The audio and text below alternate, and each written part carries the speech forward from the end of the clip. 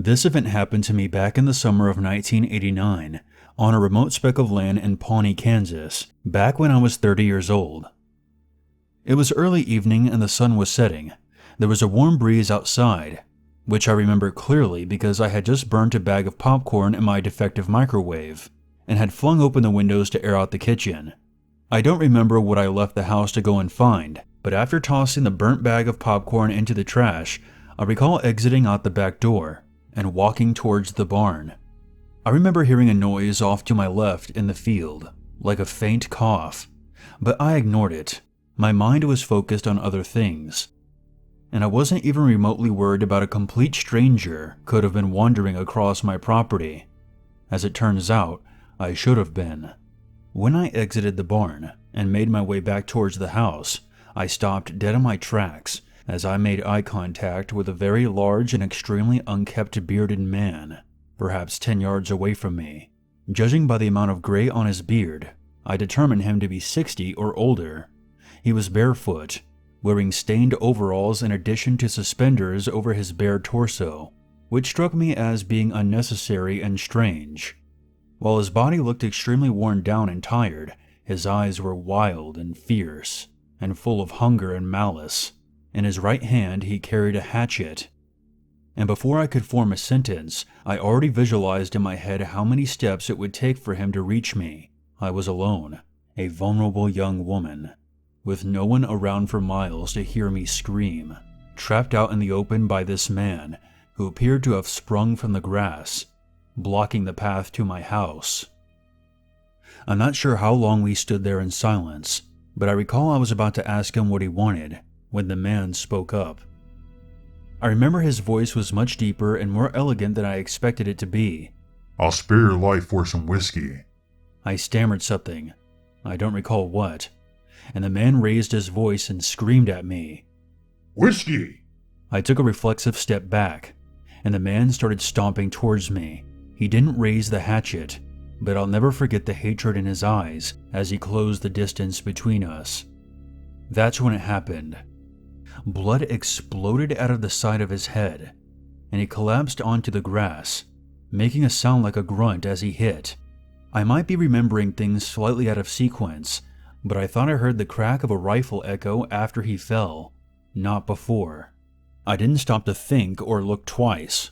I sprinted for my kitchen, terrified that someone would fire a second shot at me. Once inside, I should have locked the door and called for help. But instead I grabbed my car keys, ran out the front door, climbed into my tiny red Volvo, and drove to the nearest police station. It wasn't until I spoke to the officer at the desk that I realized that I had blood splatter on my dress. 3 police cars escorted me home, at which point it was long after dark.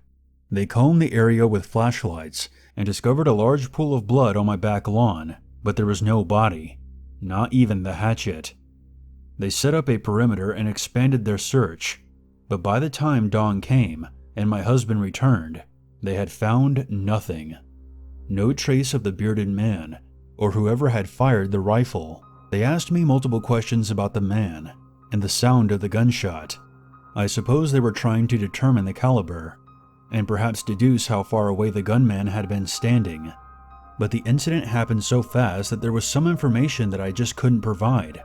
The police brought out their hounds, who traced his scent for over a mile into our backwoods until the trail went cold, and nothing further was ever discovered or reported to me. To this day, I can't describe exactly who that bearded man was, or who ended his life. My family has suspected that he might have been an escaped convict, or a deranged madman, and whoever fired that shot must have been hunting him, and chose to act in that moment to save my life, because I have no doubt the bearded man would have done some serious harm to me. Sometimes I can bring myself to feel grateful to the unseen shooter, but other days I feel cold inside and afraid, knowing that regardless of whatever my family reasons or suspects, I'll never know for sure if that person with the rifle had not actually been aiming at me.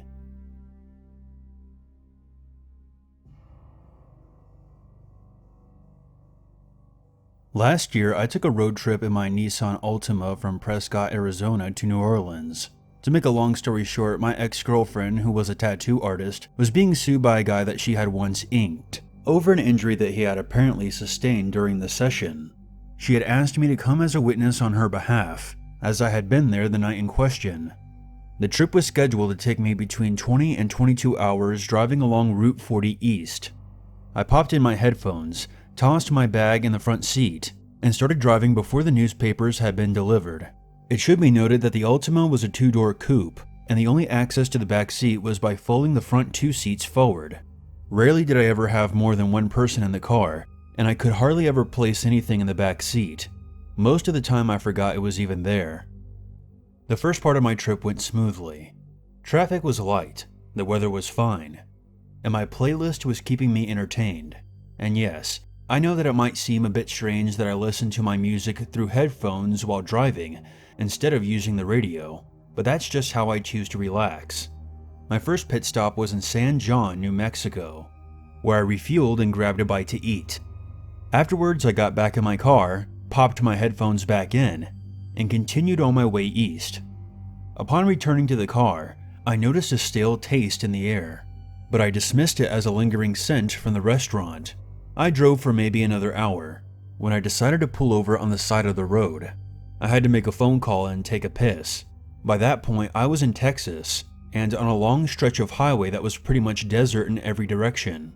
I stepped out of the car, stretched my legs, and took a discreet leak behind a bush. And then I called my ex to make her aware of my progress, and then dropped a quick voicemail to my boss.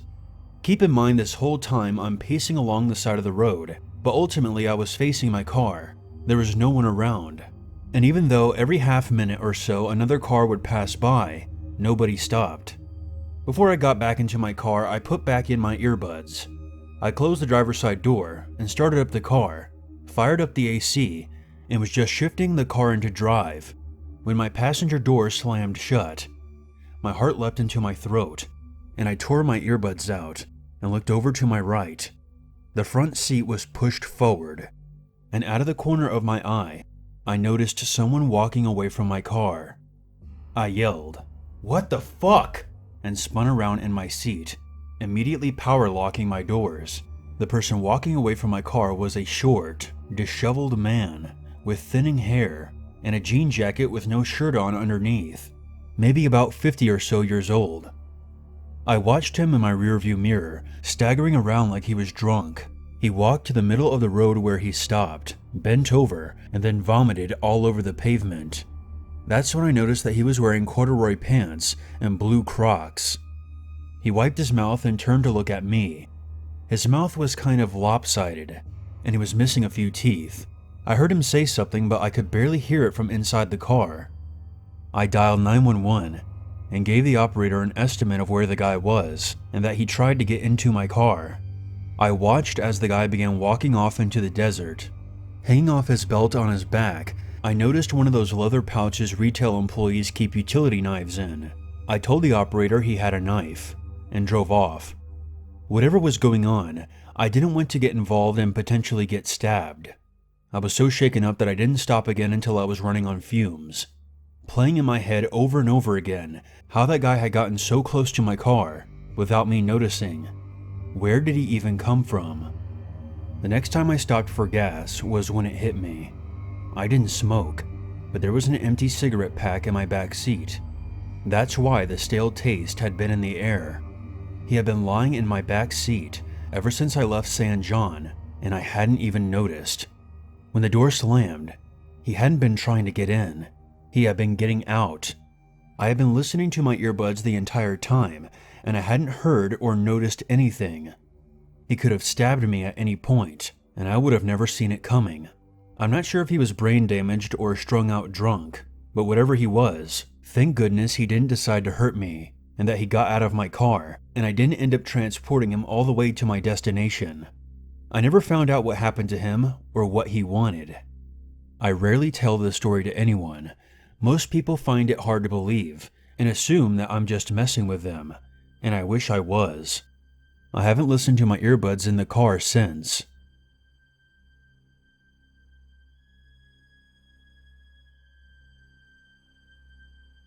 Back in the spring of 1999, I was living in a loft apartment in Boulder, Colorado. The ceiling above my kitchen table leaked whenever it rained, and the window unit air conditioner was louder than a freight train, but otherwise it was acceptable and cozy, with a great view of the Rocky Mountains. At the time, I was writing articles for a paper, and after I had finished working my shift at the hardware store, I would spend about 3 hours writing and editing my column before bed. Normally, I would get to sleep by 1 or 2 in the morning. Directly across the hall from me was a second loft apartment, which had been empty for a few years, before a middle-aged woman and her cats eventually moved in. They were the only 2 apartments on the second floor of the building, but our doors didn't have numbers or indicators, such as apartment A or B, to distinguish the 2 separate residencies. I had a P.O. box and I never received any mail at home anyway, so it didn't really bother me. But it did cause some confusion that I believe nearly resulted in my death. One evening I was typing away on my computer while listening to soft, classical music on the radio. When I got up to refill my glass of wine, I walked past my front door, and completely on a random impulse, I decided to look out the peephole. I don't know what I expected to see. It was just after 1 in the morning after all, but sometimes you just need that peace of mind, which is exactly what I didn't get. Standing outside my neighbor's door, directly across from me, was a short, heavy-set bald man with gloves on his hands, but no shoes on. I remember spotting his gray socks against the dark wooden color of the floorboards. He wore a dark green windbreaker and jeans, and appeared to be testing the knob of my neighbor's door. I remember the sensation of my heart skipping a beat. I had no idea who this man was. I had never seen him before in the building. But it was his actions more than his appearance that made me uneasy. It was clear that he was trying to be very quiet. He had no key, but was cautiously turning the knob back and forth to see if it was unlocked. I stared at him suspiciously for perhaps 30 to 40 seconds, concentrating very hard on keeping quiet, aware that if he got the door open, I may have to run and find my phone to call 911. After another few moments, he released her knob and bent down to open a gym bag by his feet that I hadn't noticed before. I caught a side view of his face, and he looked older than I had initially expected. Suddenly noticing his face made me nervous for some reason, and I began to feel my palms starting to sweat. Realizing I still had my wine glass in my hand, I took a careful step away from the door and set my glass down on the table.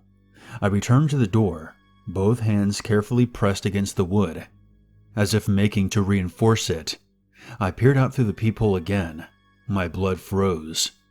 The man was looking directly at my door, standing completely still, a look of suspicion in his dark eyes, and a crowbar clutched in his left hand.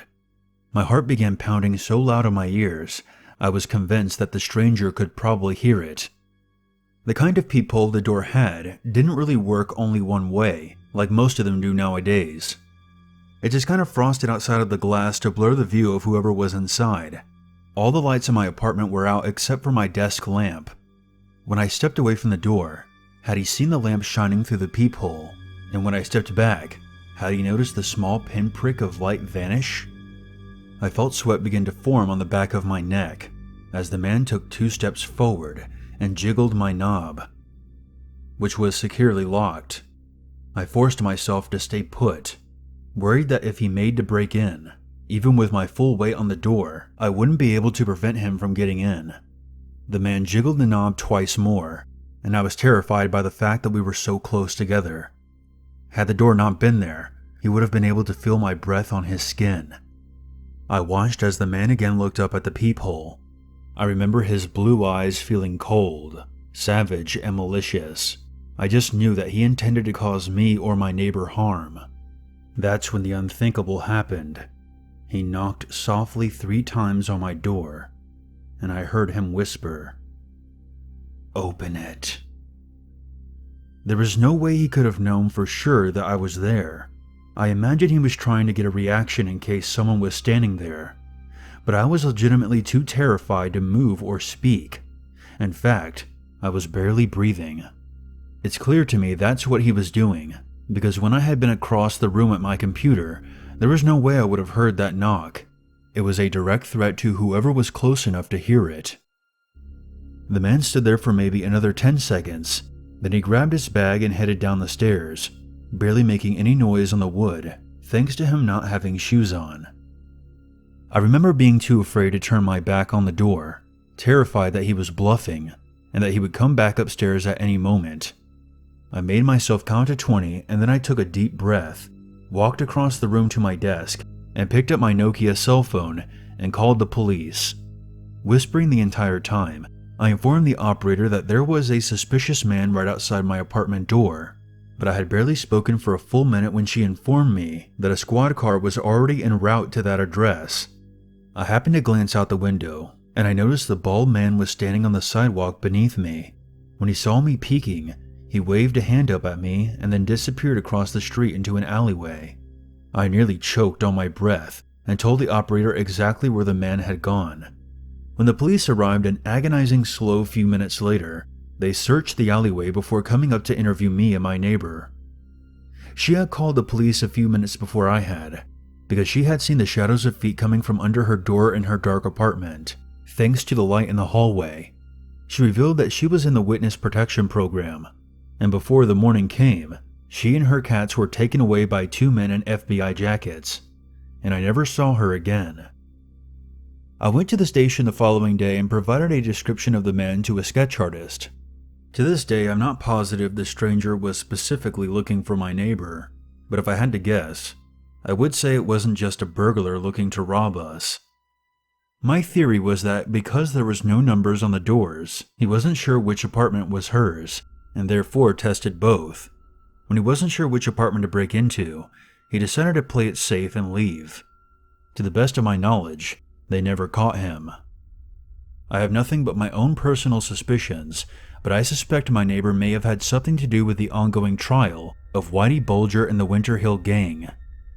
When she had spoken to the police, I noticed her Boston accent, and a year later it was all over the papers how Whitey and his gang member associates were being charged with multiple murders and colluding with a crooked FBI agent named John Connolly. The following day, I added 3 more locks to my door. I never saw that man or anyone else suspicious outside my door again. I lived there for another 4 years, and that second apartment was never rented again.